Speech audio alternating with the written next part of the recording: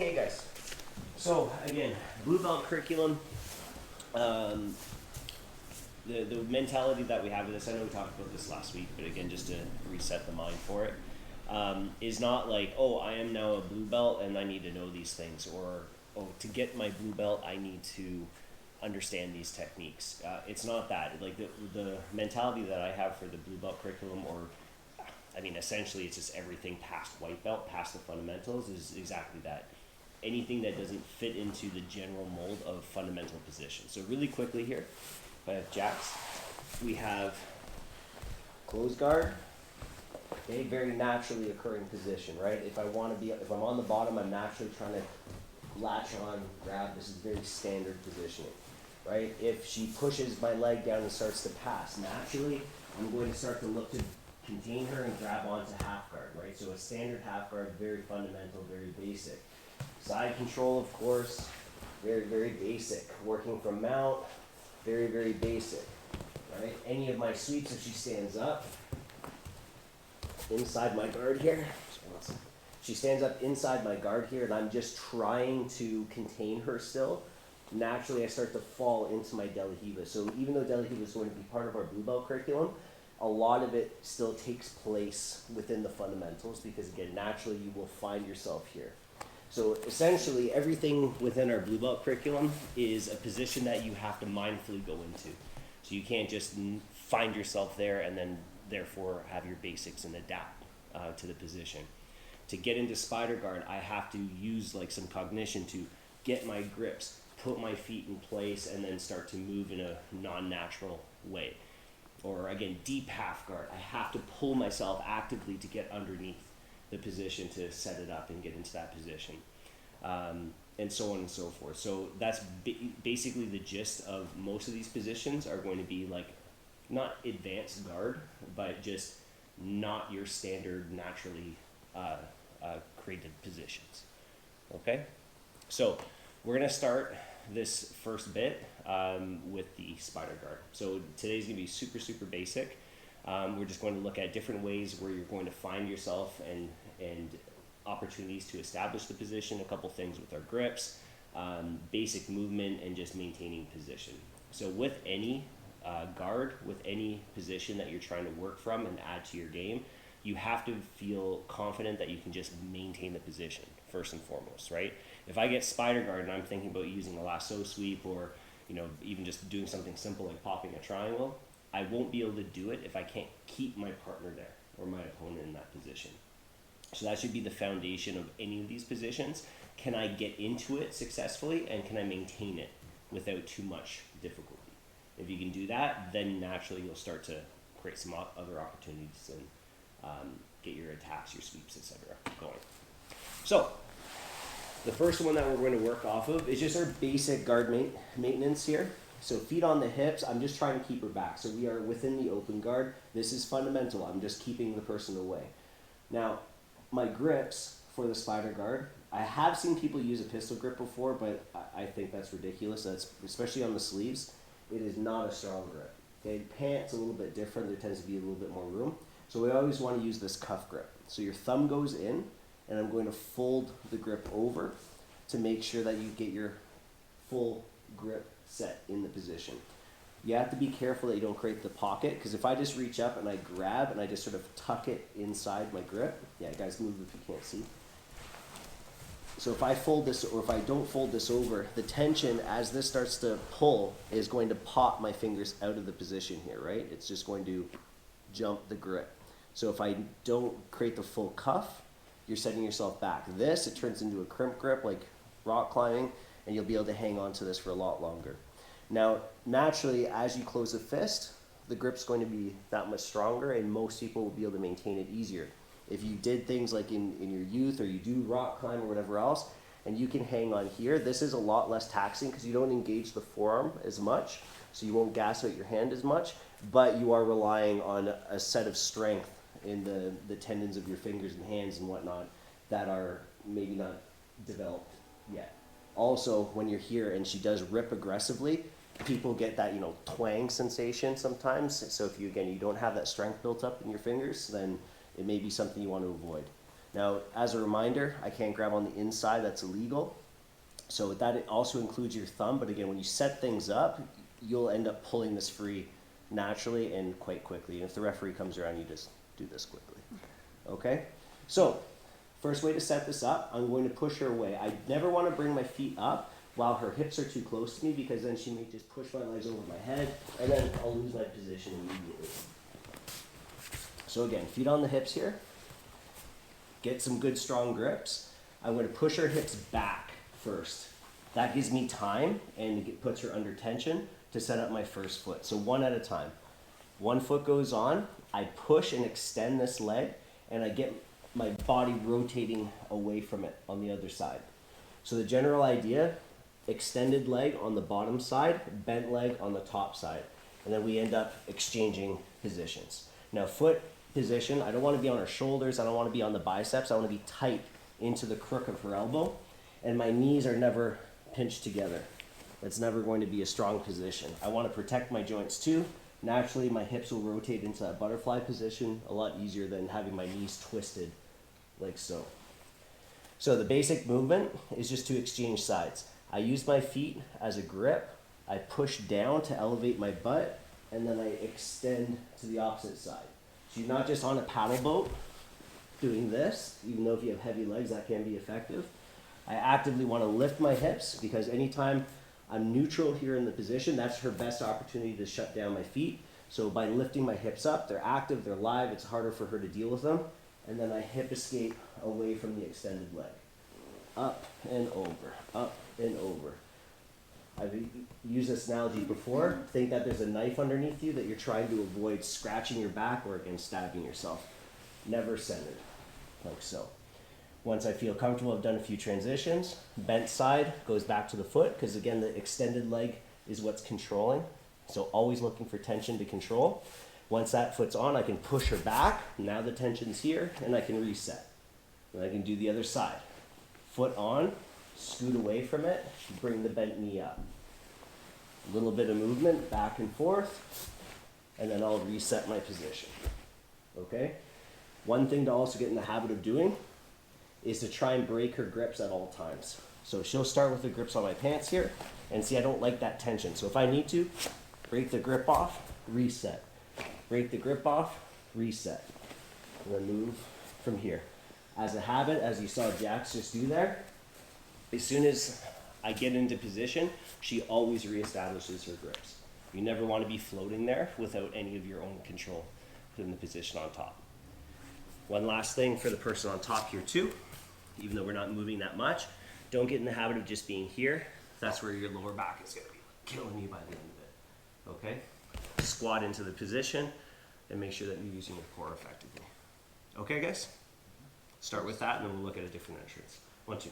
Let's do it. Okay, so this is, again, a foreign position for a lot of you, or if it's the first time you're seeing the position or going into detail, it's going to be a little bit awkward. Eventually, smoothness always wins. Efficiency will always win out. So even if it starts off awkward, eventually your body's going to click, and you're just going to be like, oh yeah, that just feels better. So, real quick here with Jax. Again, we're going to start just open guard, feet on the hips. She grabs my knees, because why? She wouldn't just be standing here in front of me, right? Grab the sleeves, again, if I need to, and what I should be doing, kick and break. So it's always a kick and pull, and I don't kick into her, because I'd be silly. Kick away, and then set the foot in. And again, I'm always trying to find that elbow line, and I get my hip out. Again, kick and pull, find that elbow line. You notice inside control, like most positions, is where we're going to find the most power, and again, control. So, to transition, why we want to make sure that we're keeping her on the tension. If I were to do this and be like stretched out and pulling at the same time, this would be strong, but I don't have like the potential to attack. I need to have something that's sprung and ready to basically extend through. So I want to keep her on the tension. This arm here, this grip, and this leg is relaxed now. Even if my foot isn't on, if she wants to try and pass this position, this grip should be enough to basically maintain the positioning. She needs to get her hips behind this foot, right? And then now she can now hip in and heel it. This is another reason why, generally speaking, except for moments of regaining control, you don't want to have the extended leg on the top side, because naturally she ends up behind it, and then she can pop the grip out. So, for control, whatever direction she's heading towards, extend that leg to essentially block her. So she's starting to rotate towards my right, I go here. She keeps walking to that side. If she doesn't actually deal with the tension, she's just going to spin, wasting energy. If she transitions to the other side, again, I block her. Now, if I just extend my leg without lifting my hip, if she goes the other way, and I do this, she might end up behind it. So I need to beat her and take a shortcut. So if she's this side, right, my leg's extended, you notice this hip is down. As she transitions, I pick my hip up, and then I beat her there to get her behind that tension again, okay? Now, at any point, she gets too close to me because she can bulldoze through. It's hard for her if she doesn't square up first, right? To get a little bit more, again, underneath that tension. But in general, anytime she gets close to me, I don't like this. I don't want her to basically put my feet over my head, right? And then crush me. Definitely easier said than done for her. This is a really strong position to deal with. So anytime she starts to come close to me, my bent leg's just going to find her hip. I double up, I push her back, and then I reset my position again. She moves close or to the side, whatever. Feet to the hips, push her back, 1 foot at a time, reset. She goes side to side. Again, I just beat her to the position. I just beat her to the position. She gets close, feet on, push off, reset. Okay, so I'm just keeping her on this line of tension.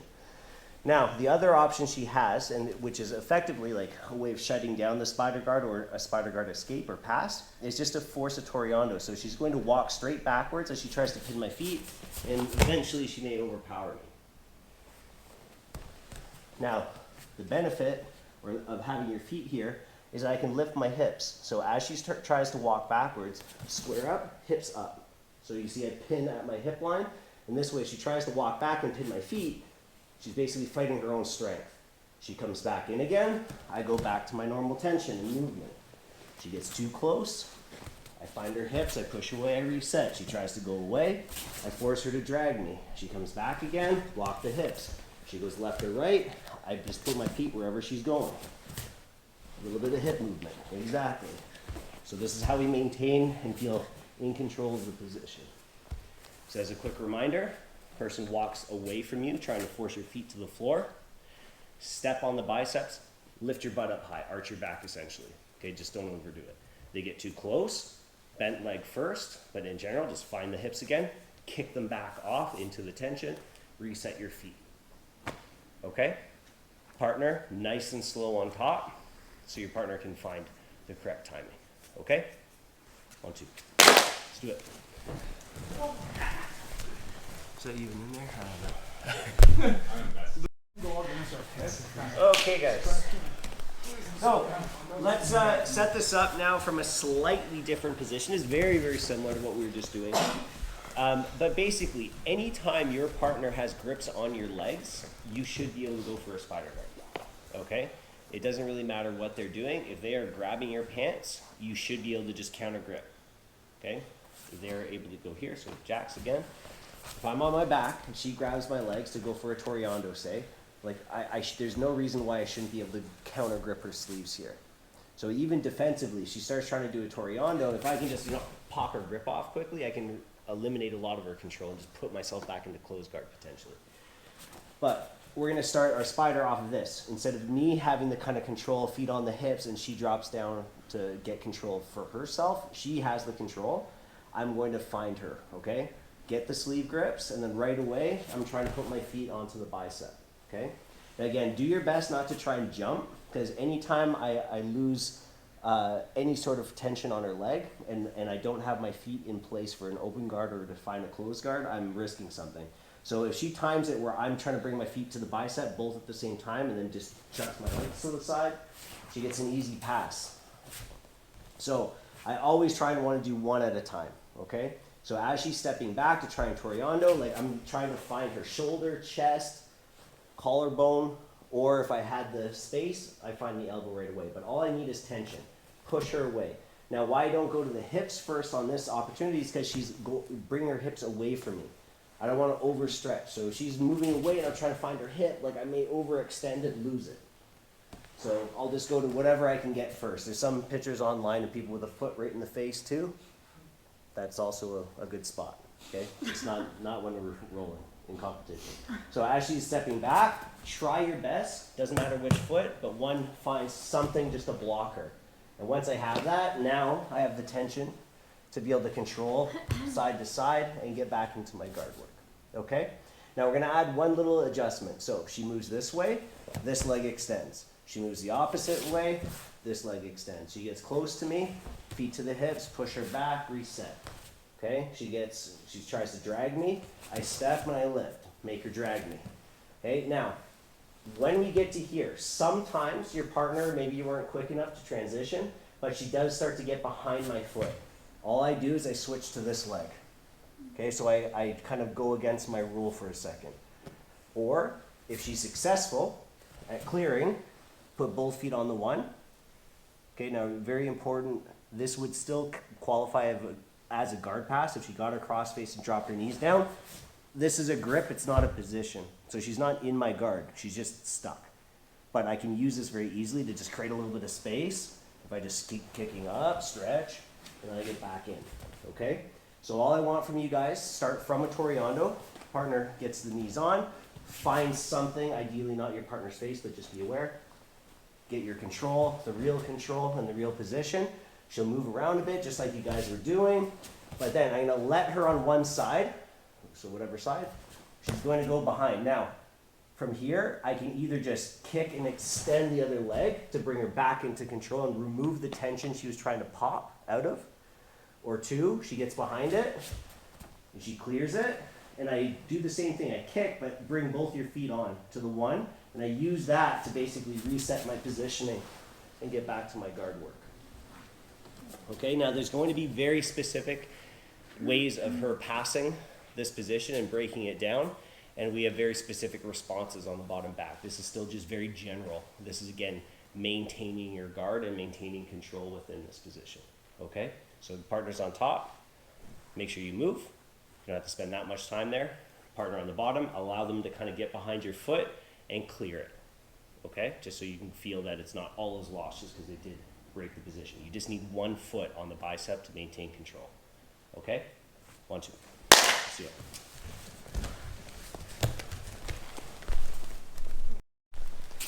So, again, there's nothing new in jiu-jitsu. Like, this was all done in Kozen judo. They use these techniques all the time. And then throughout history, different, no connection. Everybody will, when it comes to grappling, you'll see it in like traditional European, like, medieval, I don't even know what it's called, but like warfare. But you'll see, paintings and tapestries of like guys in kimuras and whatnot. And it's in judo. It's in like all sorts of different grappling arts all across, thousands of years.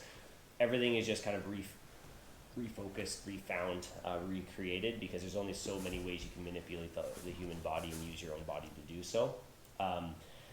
A big thing to keep in mind, though, is that it's just always easier if someone just kind of points these things out to you first. Then you don't have to recreate the wheel every single time. So, just quickly here, another way that we can get into the position, let's say we really like to play Delahiva, okay? Again, she's going to be grabbing my legs. Now, let's say I feel like, oh, you know what? She's indicating she has a good knee cut, like just based on the energy she's providing me. So if I start to transition to the leg here, or to this is an arm, okay? Transition to the spider on this side, and then now this leg can come up, or I can push her back off that leg and create my space and get nice and strong into the position. So I just want you guys to be aware. If she starts to kind of come close and really starting to stuff my position, I can always use Delahiva to lock in to avoid me from getting just flipped over. Or if she's getting really close, not only is this a block, but if she's insisting on really trying to basically crush me here, she's basically putting herself into exactly I forgot where the camera was for a second. I was like, where did I put it? So that'd be that. Boom! Yeah. But again, you can elevate and do your balloon sweeps, etc. So like, don't get too hung up on being so structured. And like Ryan only said, if they move right, you go here. Like, you have to feel it out. The main point of maintaining this position is maintaining tension. That's it. As long as I can pull just hard enough to keep my foot glued on the bicep, it doesn't really matter what you're doing. If they can't remove that, they can't pass. And that's a hint for passing. That's all you got to focus on is breaking that tension. Create a gap, and then you're able to manipulate the foot out. Okay? And there's many ways of doing that. So we're going to do a round of specific before we get to rolling. Partner on top.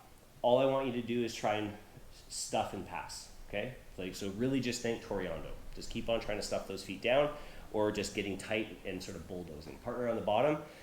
I don't want you trying to submit. Don't worry about the lasso. We haven't gotten there yet. Just try and work on maintaining your guard.